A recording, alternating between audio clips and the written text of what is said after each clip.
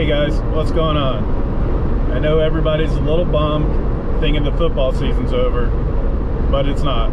We've got the spring season of the XFL, and we're headed down to LA to shoot the Los Angeles Wildcats home opener.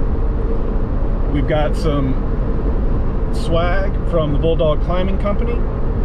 They're a not-for-profit dog rescue organization in Los Angeles. You can check them out on Facebook and Instagram at Bulldog Climbing Company. And they gave us a couple of hats to give away.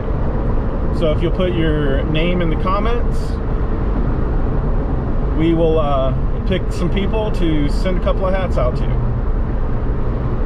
We're in traffic and it's going to take us about an hour to get down to the stadium. So we'll see you guys there.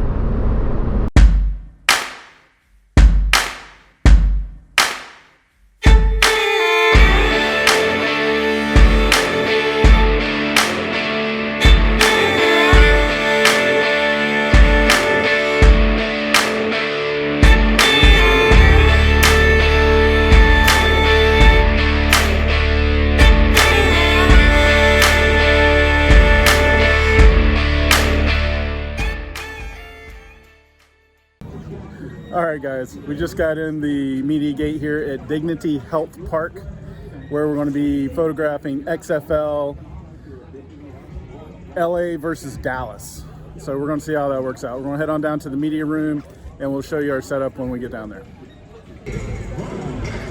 Hey guys, probably going to be a little loud around here on the field. We got our credentials, got set up. We're going to do a little bit of warm up during the pregame. Just go over our settings, make sure we got everything good and ready to go. See you guys in a bit.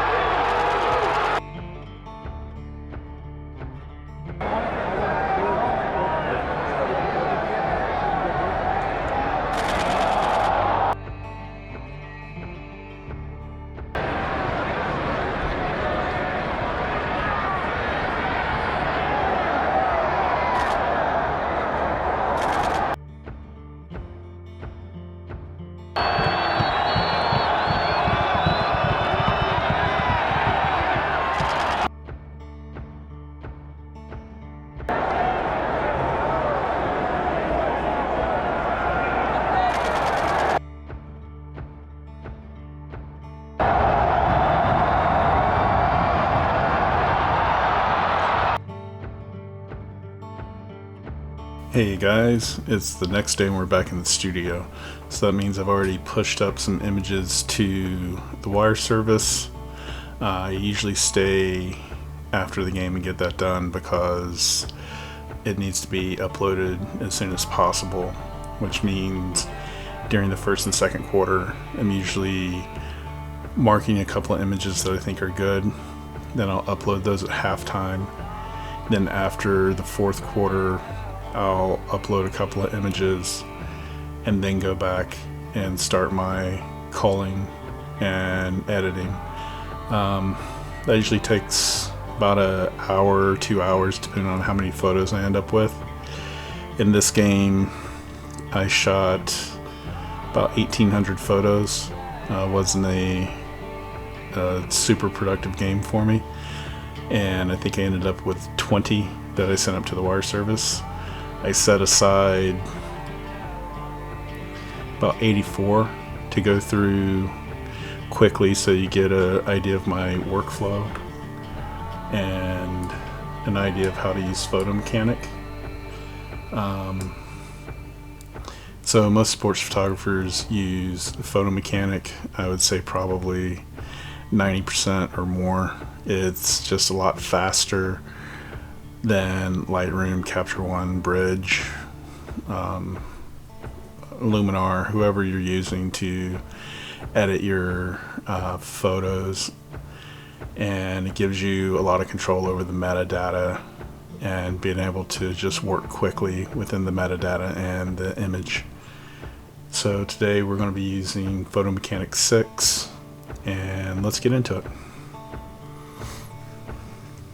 Alright, so here we've got about 84 images that I put aside just so you can get an idea of what my workflow is like. You'll see on here some images are already starred, like this one and this guy here. Just for example, this was a catch during probably the first or second quarter, it looks like. I'll mark those during the game, and these will be ones that I send in at halftime and right after the game before I start going through and culling all the images. So basically I'll start off, we'll just go through a handful of these pretty quick. So basically I'll start off and I'll go through and using my arrow keys, going through looking at images, ones that I like. This one here, you can see it's marked red. Usually I have magenta is my first round, red is my second round, and then green is my finals that get sent up to the wire service. And then ones that have stars next to them, those are ones that I picked in camera during the game, during a timeout or something, and I was going through images that were just after a play or something that I was looking for to push up to the wire service at halftime. So here you can see this one's marked red, this one's marked magenta, looks like it's a little dark, and this was pre-game, so I usually don't send those up to the wire service unless it's something really interesting. I usually try to steer clear of something that looks like a play.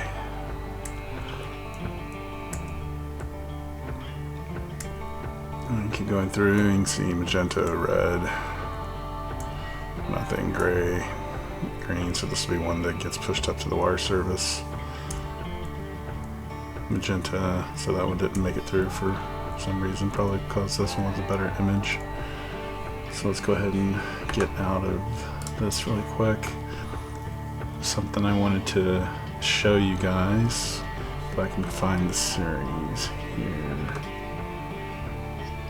Okay. Looks like this is it right here.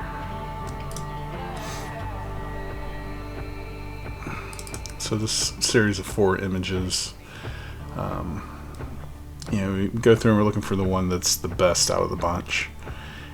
You know, sometimes, you know, it's hard to pick, but you know, you got to do your best to really self-critique and pick what you feel is the best image that's going to represent that player, that team, and that game the best. And something you always have to realize, you can be shooting what might be a good shot turns into a bad shot just simply because someone's standing in your way, like a ref. Happens all the time. There's always refs, ball boys, officials, coaches, TV crew that end up getting in the way, and I'll talk about that in another episode. But just so you can see, you get a lot of grass kicked up, which is pretty cool. You get him trying to pass the defender, and then him pushing the defender's arm down and out of the way, which I think is probably the best. I think this shot and the one after it were probably better shots, but we don't get that option because the ref got in the way. But that's just part of the game. So we'll close that back up. So with my rounds being 1 magenta, 2 red, 3 green, gray is just a random image. So once I go through and I've done my rounds of culling, I'll get rid of the grays, then I'll get rid of the magentas. You can see how it just keeps reducing.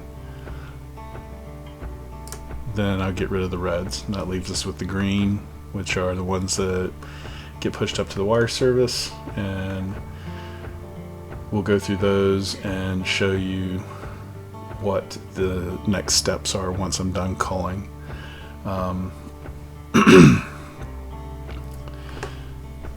So just so you guys are aware, there are quick keys. 1, 2, 3, 4 all gives you a corresponding color. Like 1 is magenta, 2 is red, 0 is none, by the way. 3 is orange, 4 is yellow, 5 is green, 6 is blue, 7 is dark blue. None of those really matter to me personally. We just go 1, 2, and 5. So magenta, red, and green. And before we get into the metadata, you might see some of these dotted lines around some of the images or marching ants, depending on what you want to call them, if you work in Photoshop or not. So let me just open one of those really quick. That is your crop. So if you use your C key on your keyboard, that'll bring up your crop tool. And let's just clear it. If you come over here to crop, you can select your crop tool. We're going to clear it. Then select our crop tool, which is C. We'll go in here and recrop this guy. It's really tough because I don't like to crop at joints.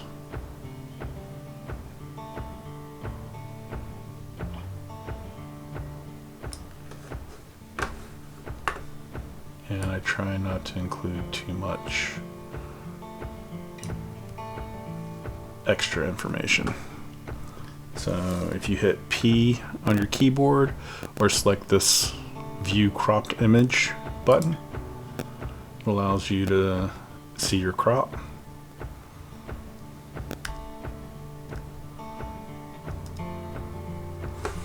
Alright, we'll close that, get back to it. Once I have my images culled, I will go up under Image, Metadata Template, which is Command I. I am not sure what it is on PC. I am not a PC person.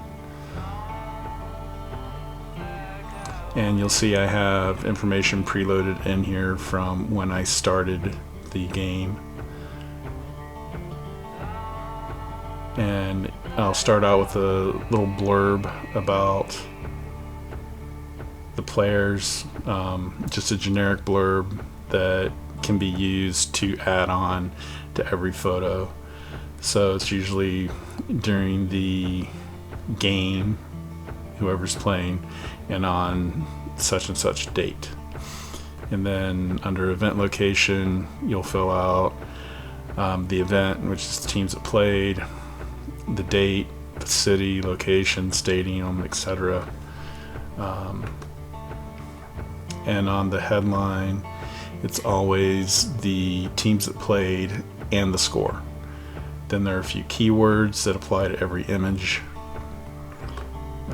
image rights, and then most wire services will give you categories and subcategories for things to be filtered into. So in the case of the service that I work for, it's SPO for sports, then football, and then the XFL, or if it were the NFL, or AFL for American Football League, or the CFL, Canadian Football League, or MLS for Major League Soccer. Whoever it is would go in here with their corresponding categories. Football, hockey, whatever. And then that is pretty much it. Then you can apply that to all your images. Close. And then I'll go in, hit the I right here, and that's going to bring up your metadata info, and it'll show you the current image, all your metadata, and then I'll go in and add to the existing blurb. And for this photo, it's number 12, Landry Jones dropping back during the game. Then I will save and advance to the next photo. Again, adding the information for the players. I try to get all the players that are contributing most in the photo. This case there's only two, which is number 24 and number 48. And again, I try to give a description. So number 24, Tristan DeCalde, stiff arming. Number 48, Greer Martini. That sounds like a good last name. During the XFL Dallas Renegades Los Angeles Wildcats game on February 16th, 2020.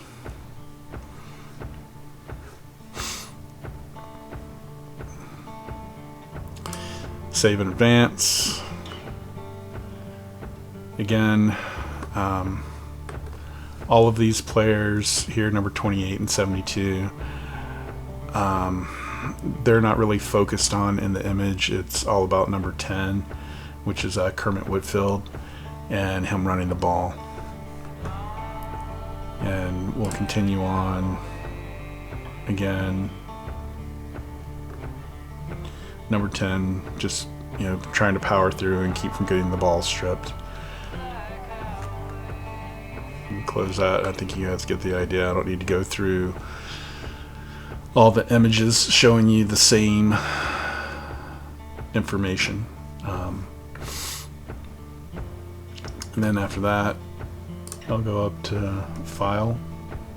You can go to Command U, which is FTP Photos. I don't do that. I just save my photos out with Command S. And then I send them up with FileZilla. That's what my wire service prefers that I use. So we'll go in JPEG type, quality high, limit file size. Every wire service that I've worked for tends to limit the file size to something. The one I'm currently working for limits it to 3 megabytes. So image processing, I apply my cropping, no scaling, resolution really doesn't matter at this point. You can do 300 or you can do 72. We'll talk about that in another episode. Resolution really matters when you're printing. Otherwise on the web it's 72 dpi. Again, we will get into all of that on another episode. Under operations, we want to preserve all XF data, we do not, repeat, do not apply the metadata template, because we've already done that, and then we've added custom text to each image, and if we apply this metadata template now, it's going to overwrite everything that we just did. So do not do that. We don't put a watermark on. I think those are just not necessary. And then we'll go to create a subfolder and upload.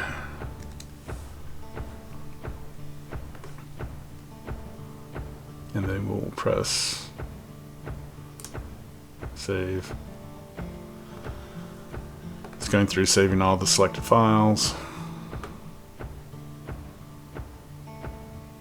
And that can take a few minutes, and we will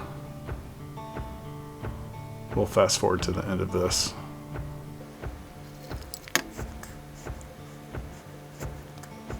Alright. That uploaded all the photos, and now we go into the upload folder and it shows us all 20 of our photos.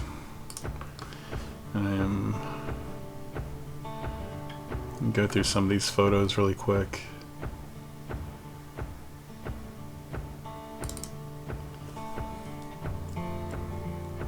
Quarterback, running the ball. This is one of the ones that we cropped, so you can see that your crop was actually executed. Running the ball, trying to keep that ball from getting stripped, trying to push off the defender, another quarterback dropping back, getting ready to push off the defender. Little jubilation, it's always a good thing. Always continue shooting after the play. You usually get some exciting and interesting expressions and celebrations and disappointments. Emotion's always a good thing.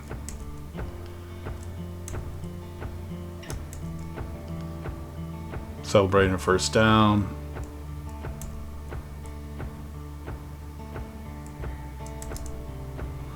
Going up for a catch.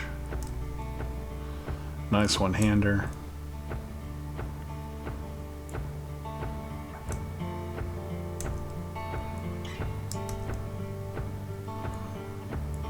Like the expression on his face. And a little jubilation after a touchdown. So after I go through and check these, I'll go into the upload folder, open FileZilla. That's the FTP server that my wire service wants me to use. And I'll push up these photos, and then I'll go back through my server in the studio and make sure these are all organized and in the right spot. And that's it. So we'll do another game next week. And thanks again to Bulldog Climbing Company for sponsoring this video and giving us a couple of hats to give away. Go check them out on Facebook and Instagram at Bulldog Climbing Company. And leave a message down below, like and subscribe. We'll pick someone at random to get one of these cool hats. We'll see you guys next time. Alright guys, just got in the gate here at Dignity Left. Thank you. Take two. Take two. To receive a hat. Hattie hat hat.